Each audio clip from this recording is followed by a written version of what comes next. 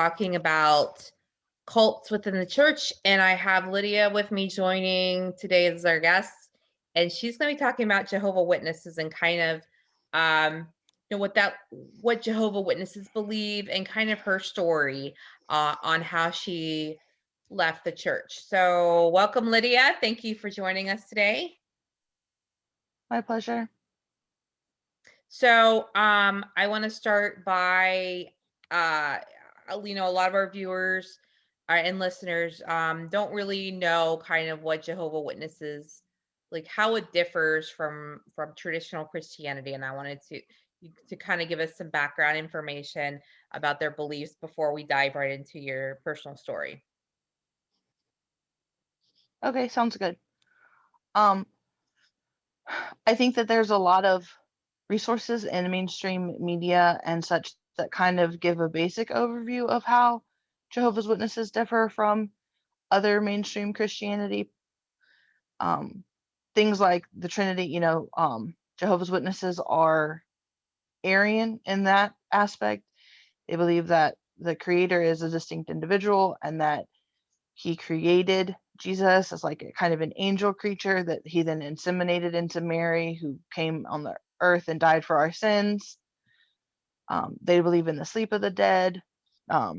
They don't take blood transfusions. They don't celebrate holidays or birthdays and all those kinds of things. But as I was preparing for this interview, I kind of had a thought process that I think there's certain aspects of how Jehovah's Witnesses differ from other denominations of Christian, whether that's Orthodoxy, Catholicism, or Protestantism, or even closer in with the evangelical movements, that it's important for Christians and even non-believers or people of other faiths to understand that. Okay. I do have some notes, so I'm going to look at those real quick. Yeah, absolutely. One of those is there's really no belief centered around charity. This is something that I didn't like about being a Jehovah's Witness when I was one. It's kind of the thought of you're teaching people the gospel. So there's very much this thought of we are the chosen people, we are the true religion, and everybody else is an other, and everybody else is living a completely debauched life. So, you're teaching the quote unquote truth to someone and they live in poverty or their living situation isn't good or they're using drugs or they're doing all these things. And just by teaching them what the Bible says is the way a witness would word it, that will better their life. They'll make better financial decisions. And that always bothered me because it was kind of used like this whole we don't have rice Christians in the organization. Like nobody's here because they got a handout. But when I started working in mental health and in my own recovery, which we'll talk about, if people don't have their basic needs cared for, they're not really able to do any of that spiritual kind of work. Like that's kind of later on stuff. So that's something that I think people should be aware of is there aren't going to be any Jehovah's Witness soup kitchens. There aren't any closed pantries. There's no rehab, anything. Like it's all, and if you break a rule, like let's say you slip into drug use and misuse or gambling problem or whatever, you're actually expelled from the congregation. Like you're treated like an outsider. So even at your lowest, when you might be needing resources, is needing help, you're not allowed to talk to anyone. So I kind of touched on that whole us versus them mentality of the witnesses. Yes, you can talk to a witness who'll be like, oh, God can read hearts and whoever he deems worthy at the judgment day will be worthy. But at the same time, there's this constant, it's us versus them. We called people that weren't Jehovah's Witnesses worldly people. And it's this thought of you're sided with Satan. So it's very black and white thinking, which are there evil people? Obviously. Are there people who are trying, who just have bad stuff happen? Yes. So it's really hard to be balanced. And that leads to the third point that I think is important, especially for Christians to know if they have a Jehovah's Witness coworker or family member, and especially with somebody like me who was born into the organization. My mom was a convert and she met my dad and they got married. There's no concept of grace. They actually take that word and in their translation of the Bible, it's translated undeserved kindness, but you still got to work for it. There's no thought of Jesus just loves you. God, Father just loves you. You're not taught that at all. You're taught you constantly have to measure up. And those worldly people, if that person could have been saved and you didn't teach them, God's going to kill you because you're responsible for that person. So there's this constant beratement of like, and something else I thought of, I didn't write my notes because I was driving when I thought of this, is, when your coworker or your family member talks to you about their beliefs, they're actually Mm-hmm. counting that time. Like they keep a tally of it. So it's so works-based. Like you're constantly, and I never felt good enough for God. I always thought he hated me. Mm-hmm. I always thought I was a piece of crap and it didn't matter what I did. So there's no grace.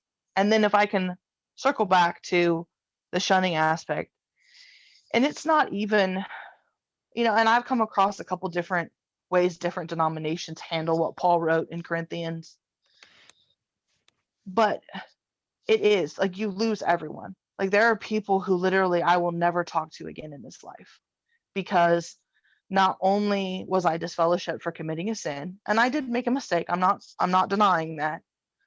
But in my rejection of the organization, they see me as an apostate, as like a Judas Iscariot, like somebody that's vile, and they won't ever talk to me. So I think that those are less mainstream aspects of being a witness that people that are not Jehovah's Witnesses should be made aware of. And Okay. then the second thing I wanted to say about that is, if there are any people who find this video on YouTube or listen to this podcast later on that are either physically out and mentally out of the organization, which we call POMO in the XJW community, or Mm-hmm. they're physically in and mentally out, which is PMO, or physically in and mentally in, which is PME, or what my dad is, which is physically out, mentally in. So you're disfellowship, but you still believe it's the truth. Mm-hmm. Um, they do a really good job of teaching you that they're the true religion because they're the only ones who teach a certain doctrine. And as my study of Christianity has blossomed and I've gotten closer to God and Mm-hmm. Jesus, I can tell you that that's not true. There are multiple denominations that teach a restored earth doctrine or a bodily resurrection doctrine. And I think that you're taught, oh, this is what Christians believe, this is what all Christian denominations believe, and they're wrong because this is what the Bible says. But if you start studying different denominations, and I'm not going to lie, I mean, there are things that I think are heretical that certain churches teach. Like, I think that that's true to say, but I feel that same way about the organization. I think they teach heresies as well. So, but to say, hey, because we teach this doctrine, this is what the Bible says, we're the true religion, it's been really eye opening to me to go out and read, whether it's about orthodoxy or it's a different evangelical sect, and to see that, well, that's the same thing they teach, but I was taught they taught something different. So there's a lot of information control as far as what you can get in. And so I would encourage people not to just jump to atheism as the answer because what you're taught was the truth is a lie, because there is still a lot of truth to be found in the Bible and there's a lot of freedom in being a Christian. It's not what the witnesses make it. And that's a personal message from my heart that I just wanted to share with people that are struggling after surviving the abuses we suffer. Thank you. So I wanted to ask you a couple questions popped up in my brain while we were talking or while you're talking. So you know how I work. So one of the things I want to ask you is do you feel that Jehovah Witness, the church, the organization, is a cult? And what Absolutely. so, so do you, and I guess brainwashing is kind of a cornerstone to the cult mentality, right? So what kinds of other things? I mean, so I hear you say guilt, right? So you're feeling guilt, like you don't measure up and, kind of us versus them, right? That's very cult like, right? So what other, besides kind of what you talked about, or maybe kind of hone in on some of the stuff you talked about, what other kinds of stuff do you feel make it a cult? Well, first of all, I want to do a plug for Steve Hassan. He is Moonies. I think he was in the Moonies and he's out of that.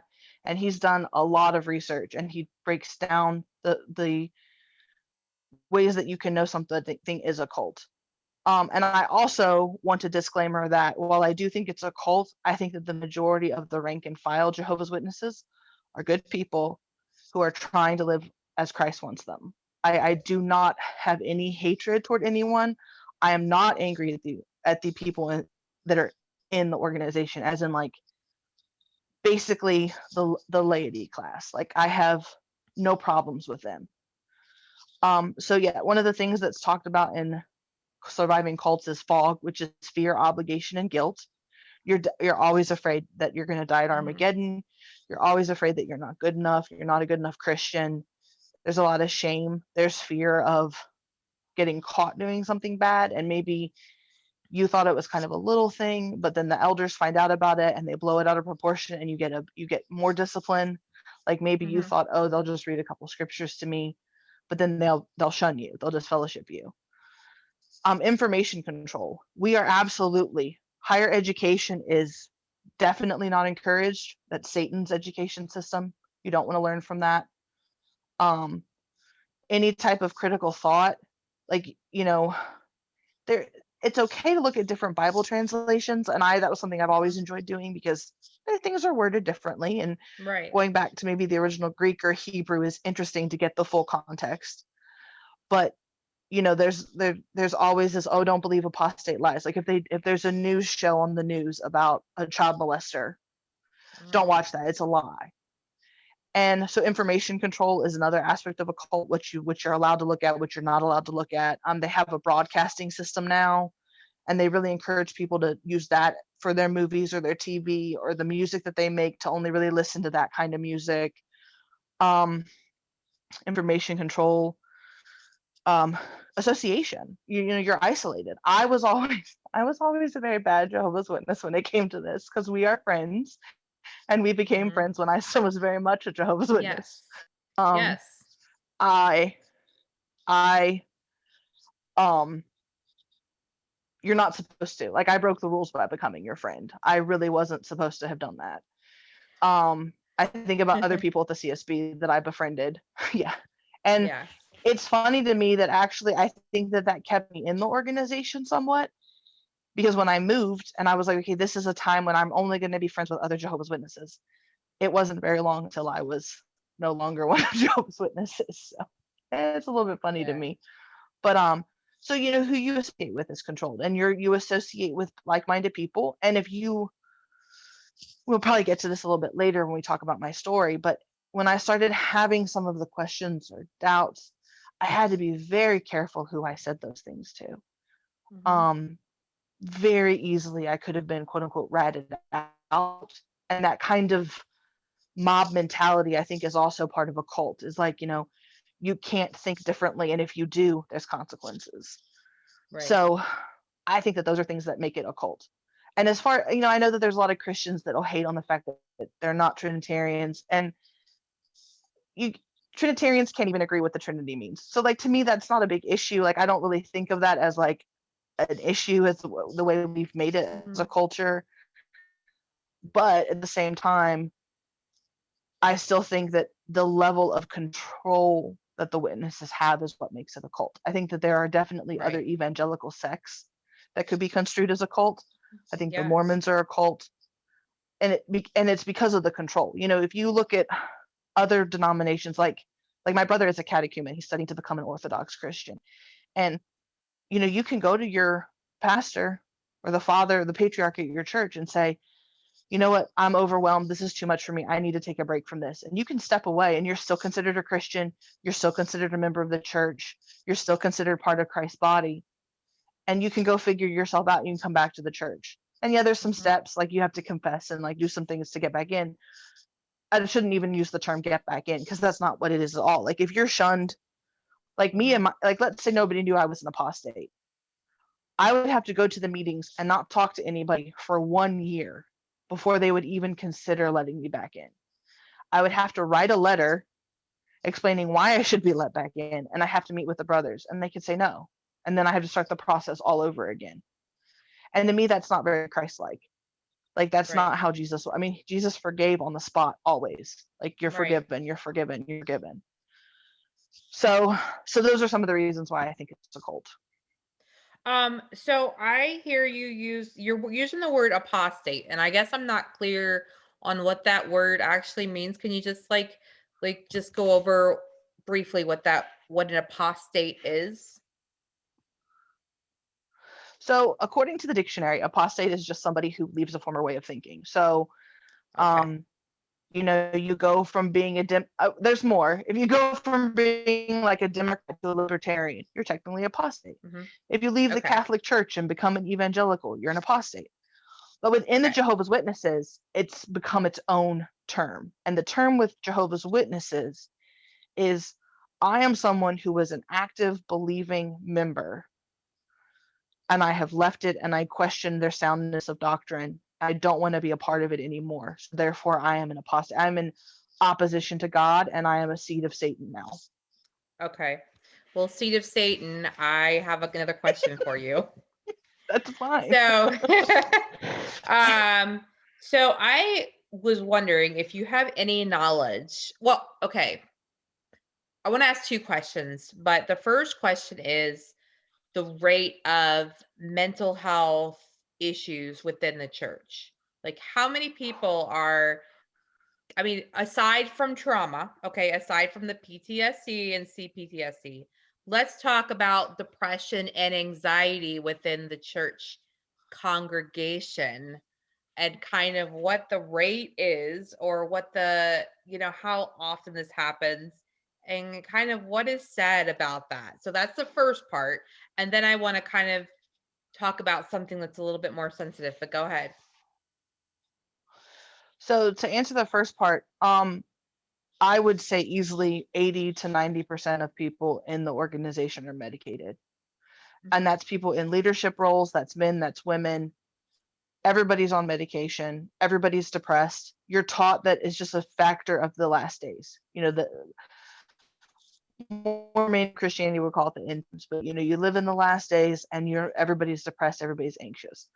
I know, so the Jehovah's Witnesses are organized into congregations that then form a bigger, what they call a circuit, which might be anywhere from like 15 to 25 congregations, depending, or it could Okay. just be like a big land area. In my home circuit, the circuit I grew up in a 10-year period in the circuit, so that's like seven, I think our circuit was stayed around 17 congregations. We had 4 suicides. And I was, a teenager and dealing with my friends' parents killing themselves, or dealing with people who were in leadership. We had somebody in leadership kill Mhm. themselves. And it's a twofold thing, because it's like everybody accepts being depressed, but at the same time there's a lot of shame around it. Like on one hand it's like, oh well, you live in the last days, you're going to feel depressed. But then it's also like, well, pray about it and Jehovah will help you, and throw your burdens on God. So it's a very mixed message. I was blessed because there were some issues. There was a lady who had trauma, who had DID in my congregation, and so getting help. Dissociative Oh, identity disorder for people who don't know what that is. Go ahead. Sorry. sorry. Um, uh, so because of that, getting help and getting therapy was looked at positively, but that's not the Mhm. case always. I mean, a member of the governing body, which is leadership, the highest leadership is the governing body in the organization. I mean, I was at a convention one time where he said, you don't need to take anxiety meds. If you're taking anxiety meds, just throw them away. Now, I'm not pro medication. I think a lot of people, I know that my own trauma and my own depressed feelings alleviated a lot by leaving the organization. Mhm. It wasn't a light switch. I had to put work into it. Right. So I think a lot of people would feel better if they weren't witnesses. But at the same time, so it's a very mixed message. It's a Right. lot of, okay, that's fine, but oh no, this. And so I think it's hard, and you have a lot of suicide attempts. I mean, and I'm not even counting of that number of 4. I'm not counting attempts. One time I was hospitalized and I was with another witness on the ward. Like we were on the psych ward together for suicidal ideation. So Mhm. it's rampant. It's very common. So, what I'm hearing is a lot of deflection from the church. So because a lot of that environmental stress is causing these folks to be depressed and have that anxiety, right? So you're saying 80%. So the common denominator is the congregation, but they are deflecting, right? So it's kind of like an abusive relationship. So they are gaslighting you, right? And saying, whoa, no, this is not Yes. us. This is you are crazy, and it's because of the outside world, right? They're deflecting off themselves. Um, just that's very interesting because that's as you know, that's one of the cornerstones of abusive relationships as well.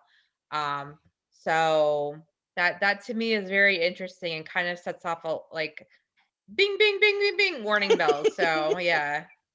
So the next thing I want to talk about, and then I want to get into your story, is just to touch on the the sexual abuse within the church and kind of how that's swept under the rug, um, and kind of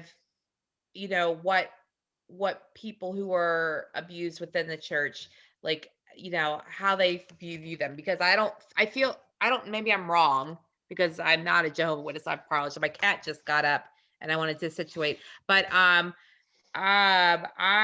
feel like maybe the victims are not considered victims, like, you know what I'm saying?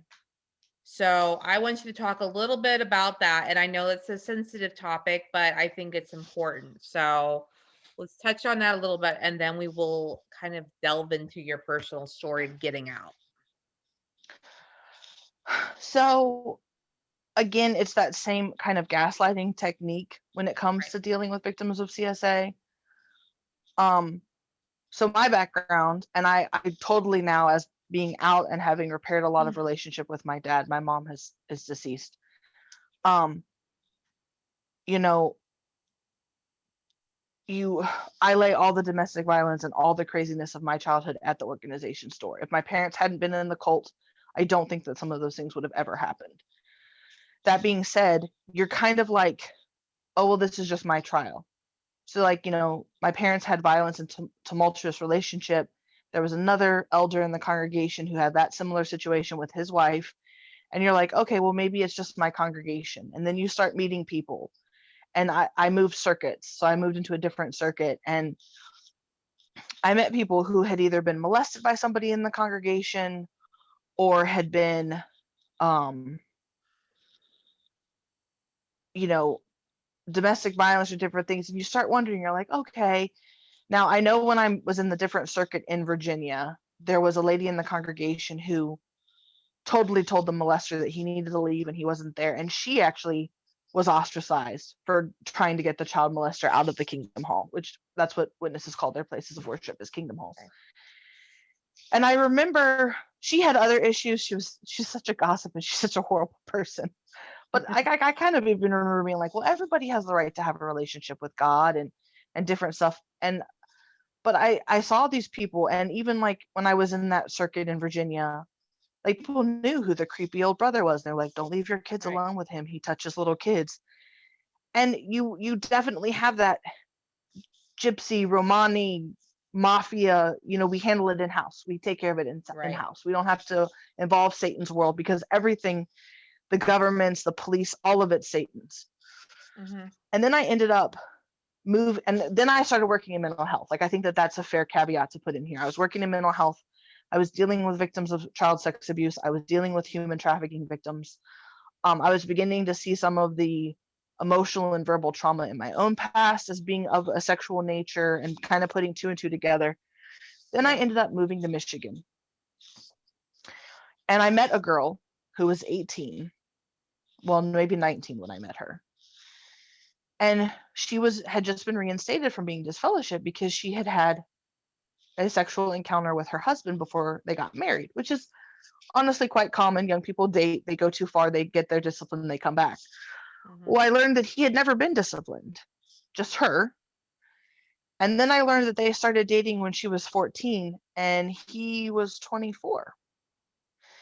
And because of my work experience, I began to be like, well, that was grooming. like Yeah. like I know what that is. Like, and I remember, she was kind of ostracized by people, judged as being a whore.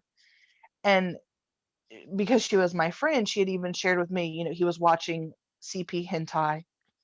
and I'm trying not to get I don't want you to get flagged when we're on YouTube, but he was watching some anime CP, Mm-hmm. and she had tried to initiate sex with him, and he laughed at her and told her she was too old for him to be sexually attracted to her. And I just kind of, I mean, this will go more into my story of leaving, because it was knowing that, and I just was like, you know what, this really is a problem. Like, and how can you be God's true religion if everybody's diddling someone? Right. Like the amount of people I personally know who are molested by other Jehovah's Witnesses, I mean, double digits easily if I sat and thought about it. And it's just So, like, this is systemic and it's not being dealt with, and it's a place for them to hide because there's no consequences. And if there is, you're put out of the organization, you do your acts of repentance, you come back into the organization, and nobody can know why someone was disfellowshipped. You can tell people why you were disfellowshipped, but an elder can't go to a family head or a father and say, hey, just so you know, Billy Joe is a child molester, keep your kids safe. You have to love Billy Joe, you can't know that about him. So it's just, it's a perfect environment for pedophilia to flourish. right, right. So, and I think, as a fellow mental health provider, we are, um, mandated reporters, right? So we are mandated reporters. And I feel like it was more recently, like, that mandated reporters also was extended to church leadership, right? So, That had a lot to do with our cases. That has so much to do with XJWs and ex Catholics Mhm, fighting the systemic abuse in their organizations.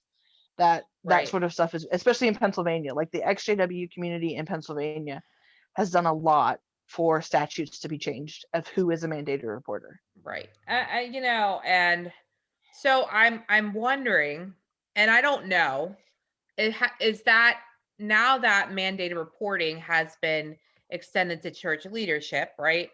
Is that affecting the abuse rates in the Jehovah Witness organization?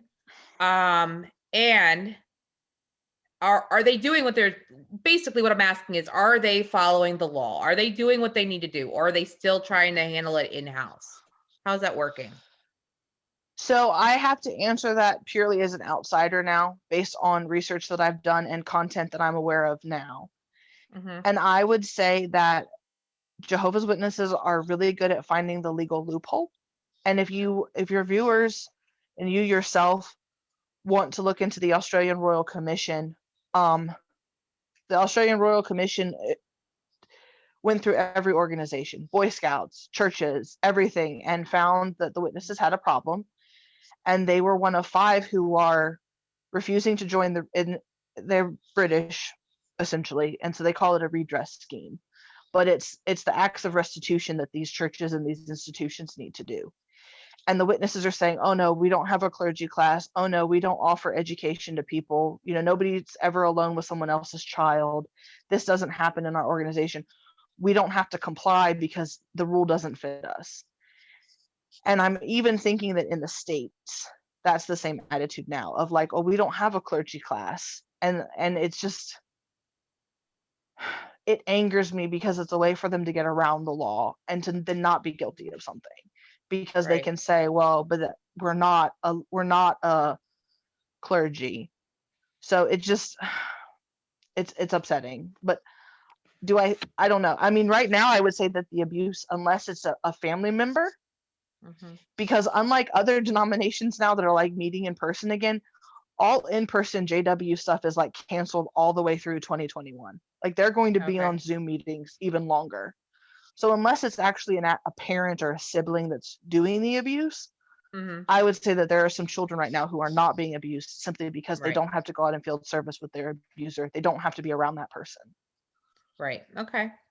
And while I'm thinking of, I mean, this is not the kind of handling in-house and sweeping under the rug, um of abuse is not just, you're saying it's in it's all over, right? A lot of these, like, what was the Duggars, right? So we're talking about Josh Duggar, who molested his sisters, and is like they handled it, but I wouldn't try, like, seriously, would you trust him with his daughter, his two young daughters? No. Mm-mm. I'm sorry. That's, yeah, that really, that's upsetting, and I Well, and apologize. And I also want to interject, and this is an argument I have with some Christian people that I've known, is, and I don't feel this way, but so many people are quick to lambast homosexual people. Oh, you're going to burn in hell, or you're going to die, or God hates you. They'll hate on gay people, but nobody wants to address pedophilia. And I'm sorry, but I think when it comes down to a person in the church that's professing to be this awesome Christian hurting children, which we know how Jesus felt about hurting children, Mhm. versus somebody who's in a consensual relationship because they're gay for whatever reason, they're born that way, trauma in their life, it doesn't matter, but they live a moral, upright life. I don't see how you can say, oh, God loves the pedophile and he hates the gay person. Like that's Yeah. such a disconnect in my mind, because pedophilia is disgusting. There's no way that you can ever make that acceptable. It's Right. not. Right. And so people get so caught up in this, oh, this gay person's going to burn in hell, and yet they don't want to talk about the pedophile in their own congregation. And Right. I don't think that that's right. Yeah. I totally feel you on that, girlfriend. Um, yeah. It's like kind of picking and choosing, right? Picking and choosing what is works for their narrative. Yep. Yes. Got it. Sorry. So we have a good, I think we have a good background and context. So I want you to tell us about, this is going to be your story portion. So I want you to kind of lay out, and I may kind of interject with some questions, like when you're Please taking a do. breath or something. Um, if I can think of something, because otherwise my questions are just going to slip out of my brain by the end.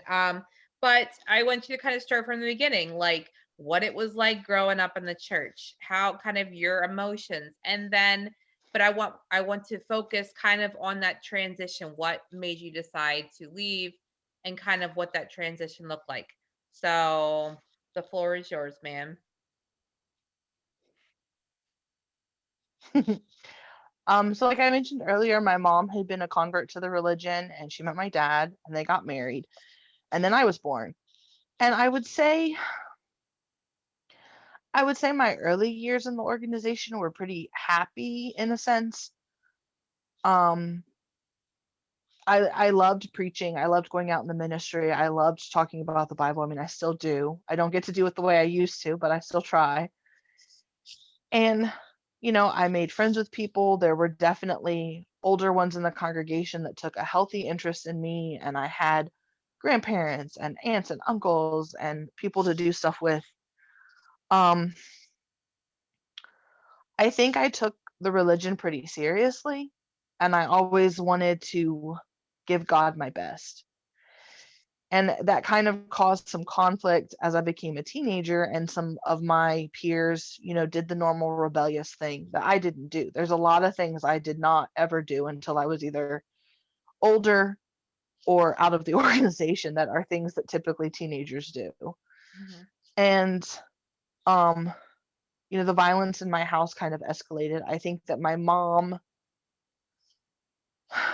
wasn't happy with how things were, and I think that she kind of took on a role of being a victim, and I think that she wanted the brothers to validate her and say she was right.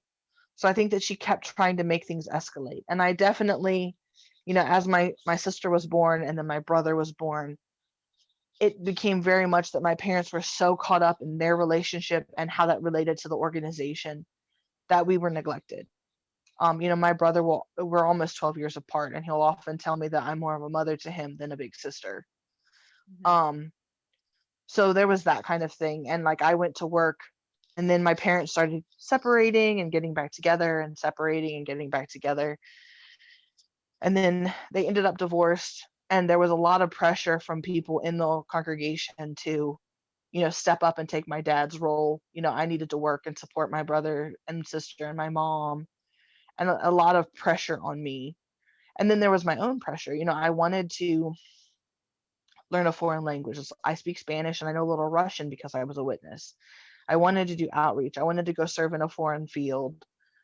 Um, I wanted to pioneer. I wanted to do these things. And yet I was never good enough. I never had the connections. I never was politic enough. Even now, like I'm so not good at office politics. Like that's why I'm trying to start my own business, cuz like Yeah. I don't do well in that kind of environment. I'm there to do a job, I'm there to do a task, I want to accomplishment, get out of my way. Mm, right. And it's not that I'm mean. I'm a very good team player, but it's just like I don't do well at I have to befriend this person for this reason, and I need to go over here for that person and use them for that. Like Mhm. it's not my nature. So, I mean, and over the years, I suffered a lot with depression and I had a lot of suicidal ideation. I spent my time in hospitals getting help. I went to therapy. Um, I don't know. I had my doubts along the way, but you're told to just wait. And when I would see injustices happen in the organization, you're constantly told, oh, just wait on Jehovah. Like he'll take care of it in his time. Don't question God. And I don't know, it begins to make you kind of burn out. And then I ended up moving away from where I had grown up, and things just kind of snowballed from there into like the events that eventually led me out of the organization. I don't know if you have any more direct question or anything at the moment. No, I don't have any questions right now. So, um, let's go on to kind of your turning point, your aha moment where you made that decision. Was that like an instant moment, or was that kind of you decided over a period of time? That's kind of a yes answer. I don't know what that I means. that's yes, it was a moment and it was multiple moments. It's all of it. Okay. I would say that I actually wrote some of this down. So I had some doubts about how mental illness was handled. I began to be like, how can God judge someone with schizophrenia and kill them for forever when they have this mental illness that I'm understanding how it changes the brain and changes sensory Right. perceptions. And then I know someone with the dissociative identity disorder that Uh-huh. was disfellowship for something an altar did that was wrong. So, she paid the consequences. You're supposed to be in control of yourself at all times when you're a witness. Uh-huh. And then when I lived in the other circuit in Virginia, I was in the Blacksburg area. I was doing some extra research in the Bible, and it kind of hit me why, like, I personally, and I hope this doesn't offend any of your viewers, I still do believe in a restored earth. Like, I think that new heavens and the new earth is literal. Like, I believe Mm-hmm. that. Um, but I began to question why all Christians didn't partake. When the witnesses observe the Lord's evening meal, only the people that they feel are going to heaven are allowed to partake. Everybody else just passes them. And I kind of began to doubt that. And I was praying about it. And then something came in the watchtower, and I was like, okay, maybe this is an answer to my question. And then there was a big controversy where I was living in Virginia about beards and whether brothers could grow beards and be in leadership, and was it Christ-like to have a beard and all this kind of stuff. There was a lot of drama about facial hair about beards. That seems a And little then odd to me. What's the deal with beards? What do you gives? want to know the answer that JWs will tell you, or do you want to know the real answer? Yes. I'll give you both. Both. Give me So both. the answer that a Jehovah's Witness will tell you is that they've fallen out of fashion and viewed as rebellious by culture. And we want to have that nice, clean cut, good Christian viewpoint. But since leaving the organization, I have since found out that the second president, which was Rutherford of the organization, just didn't like them. So he made it unchristian to have one. Like that's the real answer. Yeah, I know. Mm, Yeah, this was like back in like the 30s. So yeah, good that's times. crazy. Yeah. And then I want to have more, but I have two tattoos. and I got both of them while I was Jehovah's Witnesses. And Mhm. that also kind of caused some drama. And when I tried to reason with people about, well, we're not under the Mosaic law, Right. they would be like, oh, but it used to be a law, so it used to be important, so it still should be important. So then I would Well, bring up the Sabbath, because Jehovah's Witnesses aren't Sabbath keepers. And they uh-huh. would be like, oh, it's just a principle. Like and I was like, okay, either we need to keep the Mosaic law or we don't need to keep the Mosaic law. We don't get to pick and choose. Either Jesus Right. fulfilled, and this is the same thing I argue with the Christians I know who want to keep the Sabbath or who want to eat the dietary laws or whatever. It's like, either you do all of it or you do none of it. It's not, Right. oh, I want to do this law, I want to not do that law. Right. Because Right. Right. even the things that we think of as important as a Christian, like not committing adultery, not murdering, Mhm. Jesus addressed those even more, of like, you don't lust in your heart, you don't hate in your heart. So even those laws are obsolete, because if you love your neighbor, you're not going to hurt them.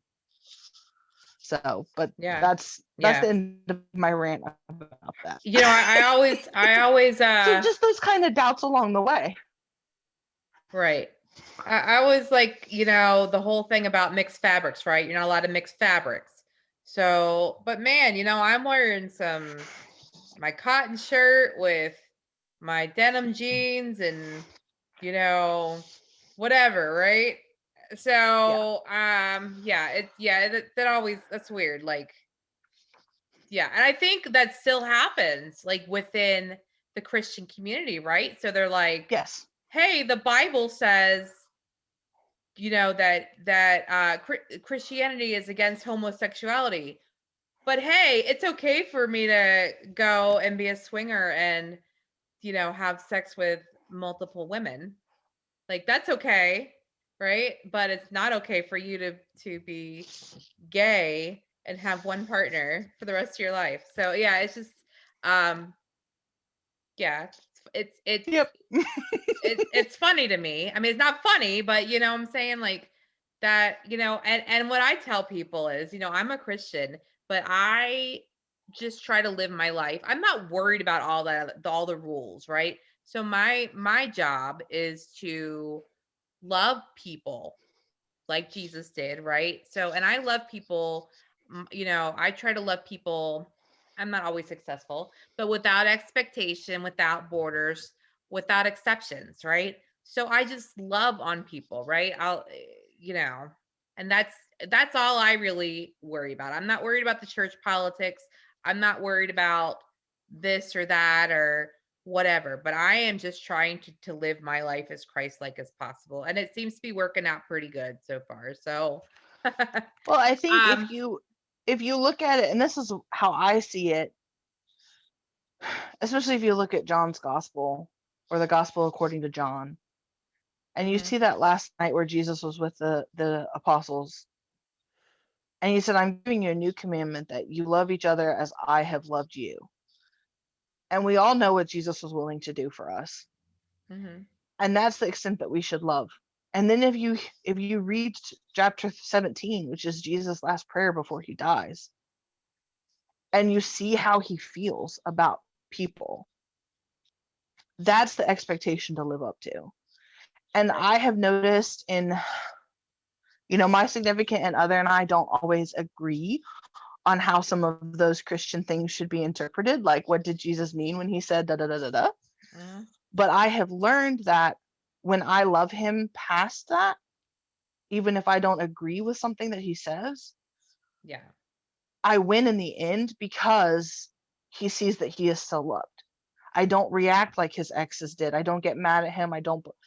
I mean, I have, it's hard, but I make a habit of not. And he kind of can come around and see things from my perspective, right, instead gotcha, of a fighting and contentious relationship. Because at yeah, the end of the day, and this is something that I've learned as a Christian now, on Judgment Day, I stand before Jesus for Lydia. You stand before mhm, Jesus for Rachel. There's nothing that I can do to help you. Jesus has helped you if you're willing to take it. Jesus has helped Rachel. Jesus has helped Lydia. Like, I got the help I needed, yeah, not from you. All that I need from, and one of my really good friends who's an XJW put it really good, is like, there's nothing we can give God to thank him for Jesus' sacrifice. Like, there's nothing we can give to God, right, but we can pay that love forward to our fellow humans, which is what God wanted. God wanted us to then love our neighbors and to love our brothers and sisters in Christ. Because we can't give God, how can we give God something back for that? We can't. Right. But I can love Rachel, and I can love my partner, and I can love my coworkers, and I can show God that I appreciate what was done for me by how I treat the people I profess to love. Right. Sorry, You know, it's you another better not soapbox I hear have. those Jehovah Witnesses listening to you. Go like, that's not right. No, They will tell me I'm so wrong. Yep, it's okay. That's okay. That's okay. Okay, so we did get off track just a little bit, but so back to kind of your transition out. So kind of Oh, all yes. right, so I think we kind of got off track a little bit on talking about kind of the moment and the transition, like the decision to leave. I know we talked about that you saw things like people being mistreated and or being blamed for things that were in some injustices within the church that kind of started to sway your decision. So what was that ultimate like that's it, I'm gone moment? Did you have one of those? So I will try to stay better on track this time, I promise. So I It's kind of okay. did, and so like let me take you back to like my last 6 months of being a witness. So I had a really good friend who had been disfellowshipped for something that was blown out of proportion, and he did his year and he came back. But in his time out, he became an apostate. He became an XJW, and he was getting ready to be disfellowshipped again for something. And I was kind of dealing with that. And then I had actually done some, one of the things that Jehovah's Witnesses are different from other denominations is they put a lot of emphasis on Jehovah replacing the Tetragrammaton Hmm. and using that name. And I had done some private research into, because it always bothered me that Jesus never uses that word. He never uses Yahweh. He always calls God Father, always. And that was something that was another one of my like little like, why does this happen? So I had done research and I started praying to God, and I didn't use the word Jehovah, and I absolutely don't use the name Jehovah anymore. I have done a lot of research on that name, and I don't think anybody should use it. But I started calling God Father. And then um my brother and I had moved to Michigan. He ended up not being happy up there. He came back to Virginia. I stayed because I was trying so desperately to build a new life and start afresh. But I was lonely, and I'm overweight, and I was getting older, and it was really getting hard to find a brother. I had healed a lot of my trauma. I was so ready to be sexually active. It was not funny. And I was working as a valet, and a lady gave me her son's phone number. And I ended up, the day that Anthony Bourdain was announced on the radio as dead, I ended up getting really super drunk, and I called that guy and I made out with him, and then I kept having him come back around. And then something happened. He went a little further than he should, and I felt so guilty. I went to the brothers, and the brothers disciplined me. Looking back, and I don't have any animosity toward the man, I don't think that he's a predator, but he did technically assault me. I began to realize that the brothers should have handled that differently. And then one of the elders, who was not on my judicial committee, because that's what they call it when you meet with the tribunal, it's a judicial committee, um, basically went around in Michigan and told other people not to be friends with me because I had done something bad, even though it had been handled. I was still announced as reproof, but it was reproof is different from getting disfellowshipped in that reproof means you got in trouble for something, but you're still part of the congregation. You should not be Hmm. shunned. So then I started getting shunned, and I was really lonely. I had just been assaulted by someone, and a guy at work took interest in me. And eventually I had sex with him, and I was disfellowshipped for having sex with him. And then I started going to his church. And, when you're a witness, you're taught that God only blesses Jehovah's Witnesses. And I would listen to these people give testimony about God blessing them. And I remember being like, why is God blessing these people? They're not Jehovah's Witnesses. And then I was talking with um, my friend that was an apostate. My brother had called me. He had woken up because another thing that Jehovah's Witnesses believe is that Christ came back invisibly in 1914 to judge the world and pick the Jehovah's Witnesses as the true religion. Yeah, I know. It's weird, but it is true. It's what they believe. I missed that But all one. that but all that's based on the idea that Jerusalem was destroyed before the Babylonian exile in 607 BCE, Mhm. but Jerusalem was destroyed in like 586, 587. So my brother called me and we had that moment and we were talking, and like I just was like, this isn't the truth. Like it can't be. Like everything is a lie. And then it kind of made me really spiral and go like very nihilistic, nothing matters, there is no truth, because the witnesses are really good at showing you the wrong beliefs that other religions and other churches have. Like they point out how other people are wrong to keep you in the organization. So when you found out that that's a lie, and just the child abuse, and I'll tell you one of my biggest aha moments. I think I could say that this was the aha moment, but I think it's everything together at the same time. I was looking at the Australian Royal Commission, and they asked Jeff. Now, I had been taught since I was little that the governing body is God's channel. Like Jesus talks to them and they talk to us. That was what I believed. And the attorney asked that of one of the governing body members, Jeffrey Jackson. And he said, "Oh, that would be presumptuous of us to think that we're the only people God talks to." And I remember just kind of like, he lied under oath. Like if I had been in that courtroom, I would have said, yes, the governing body is who Jesus talks to. And I just kind of remember being like, yeah, I'm done. Like this is it's a lie. And then some of the other things I researched, like some of the more occult connections that witnesses have, and I know that there's people that think that that's wackadoodle, so I'm not going to go into that, but that really helped me to be like, I'm done with the organization, because I don't listen to pop music and I don't watch TV shows because they do these things. Why would I be a part of an organization professing to know Jesus that does these things as well? So that's it. So, there's, I want to let our viewers know that there's gonna be a part 2 where we're gonna talk about kind of the aftermath and the psychological aftermath. And I'm actually gonna ask my sister, it was actually my stepsister, but who was, I think she was with Assembly of God.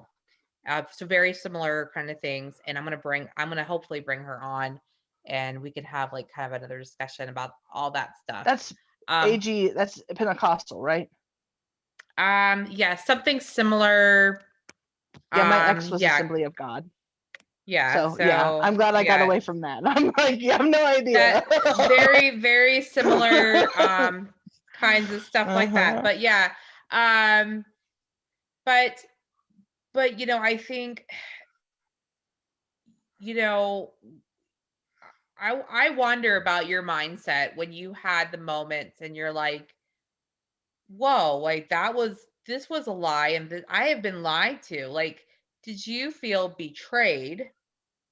Um, and did you Yes. look back and It's a say, betrayal. like, go ahead.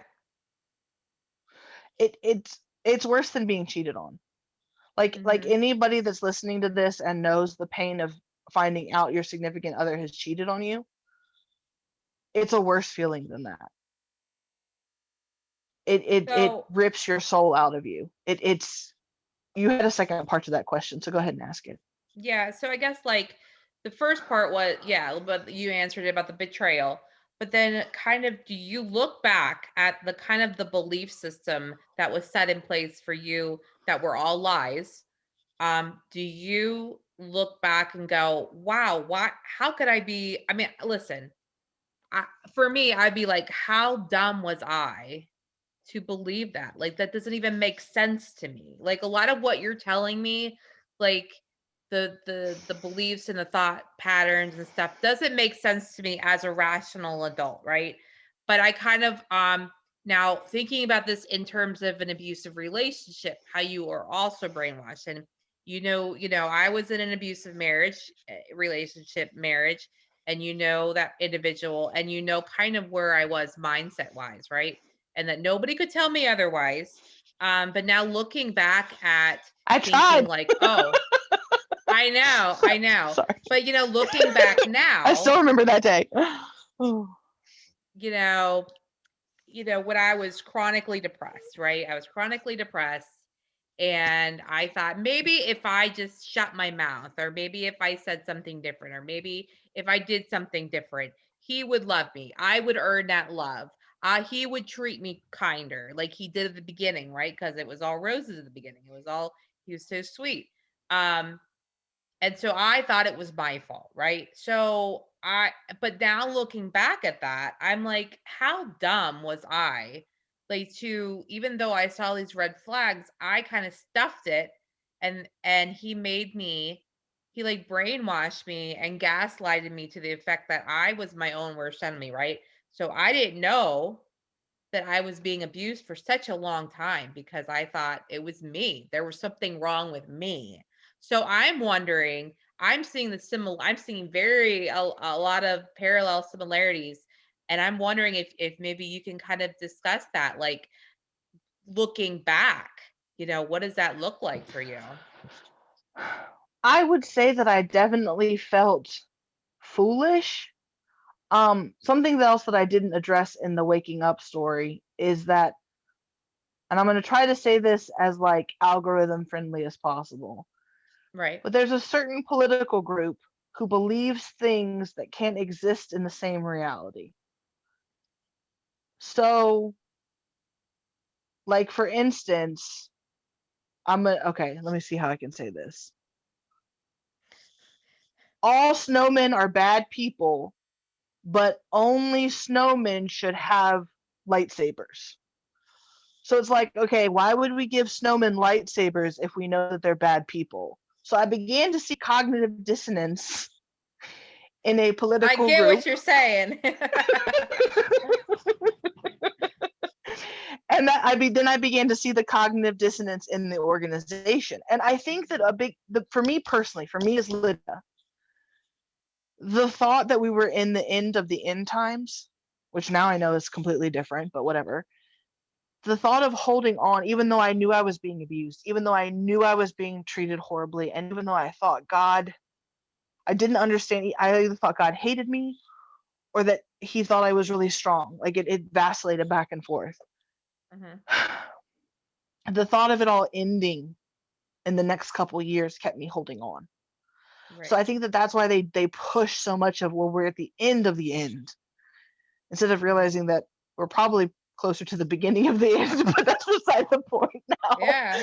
But not that it matters. We should just be waiting for Jesus to come back. It doesn't matter. Like he's going to come back. It doesn't matter when it is. Um, but like, so I think that there was some foolishness and something that I'll address more next time. But a big sense of my life was a waste.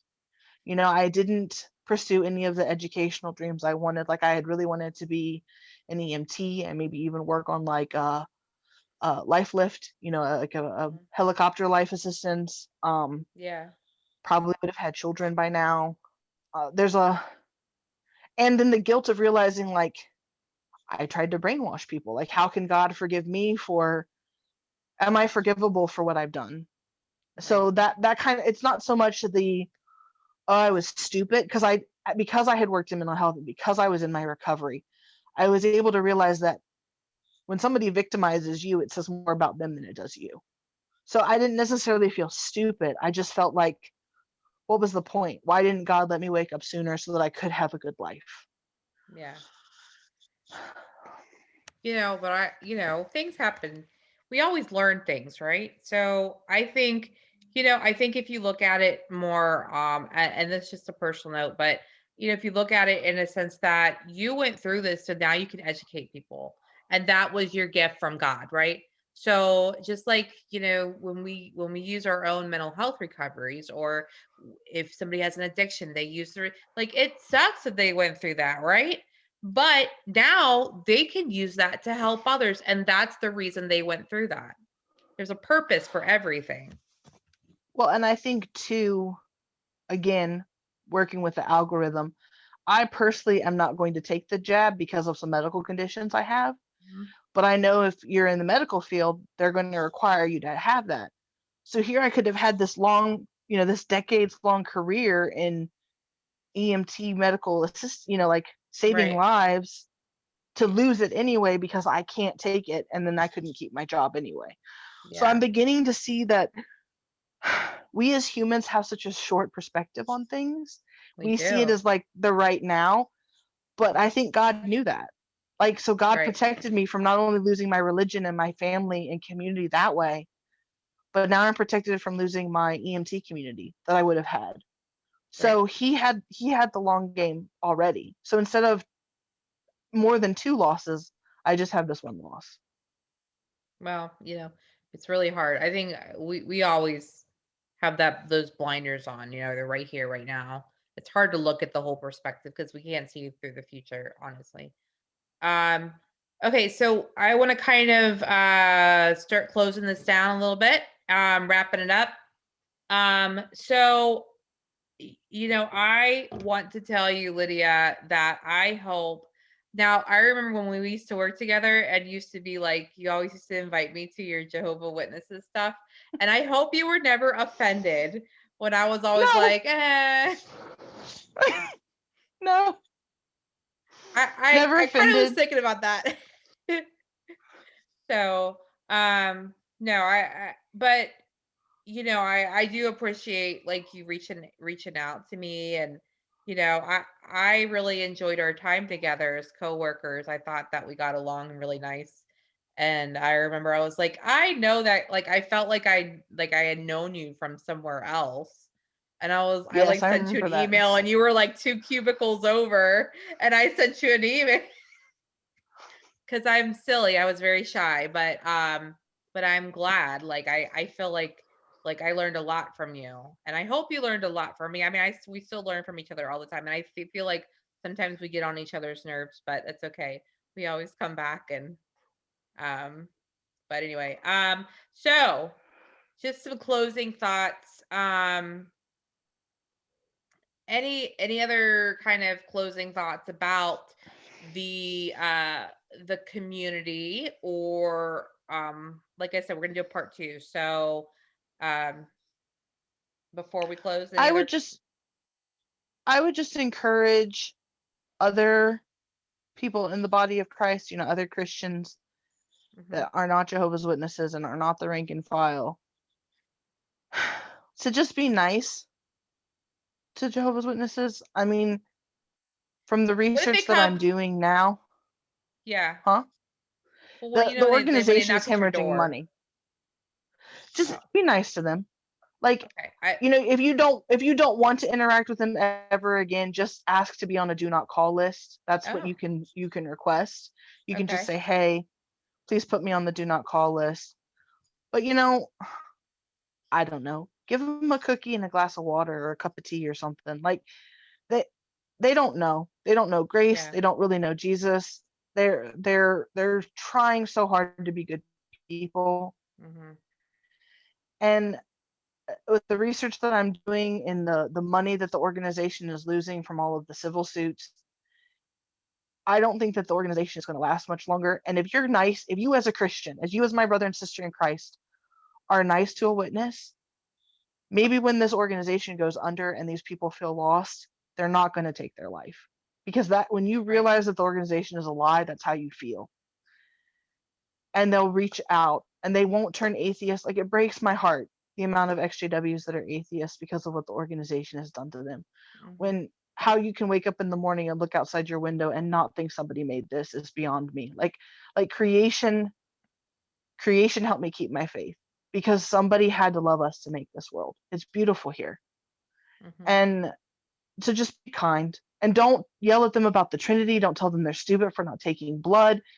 You know, in fact, something that I've thought about is, say, I'm really impressed that you stand by what you believe in. That's really important. Like, just try to validate and try to be kind because they're under so much pressure and the religion is so works based and they're exhausted. They don't have Jesus light yoke. They're burnt out. They're working at low paying jobs. They're expected to do so much for the congregation, all for free. We're not paid anything to go and service or any of that. So just be kind.